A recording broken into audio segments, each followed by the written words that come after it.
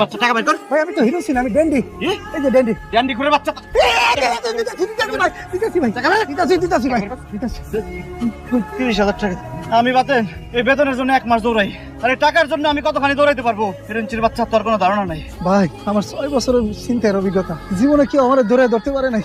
এই প্রথম আপনি আমার দৌড়ে ধরছেন। আমি আপনার দৌড় দেখে বুঝছি এই টাকাটা আমার থেকে আপনারই বেশি দরকার। এই বেতন আমার, কিন্তু টাকা আমার না রে ভাই। এই টাকার জন্য মিনিমাম 300 মানুষ হাঁ করে টাকা গেলে ভাগ হয়ে যাবো সাথে সাথে। বাড়িওয়ালার 15,000 টাকা, মুদি দোকানের 8,000 টাকা, সবজির বাজারে 1,000 টাকা, 6 নম্বর বাসে 1 মাসে ভাড়া 1200 টাকা, ইন্টারনেট বিল, ডিশ বিল, বইয়ের বাজেট 5,000 টাকা, আরো কত যে আছে। টাকা শেষ হয়ে যায় কিন্তু মাস শেষ হয় না রে ভাই। তোর একটা কথা কই, ভাই আমাকে মতো মধ্যবিত্তের কাছ থেকে তুই চিন্তাই করিস না, চুরি করিস না। আমাকে মতো মধ্যবিত্তের কাছে তোর মতো চিন্তাকারী কোনো বাজেট থাকে না। তোর বাচ্চা সোর্স তুই কইরা খাবি কি চিন্তাই ছাড়া।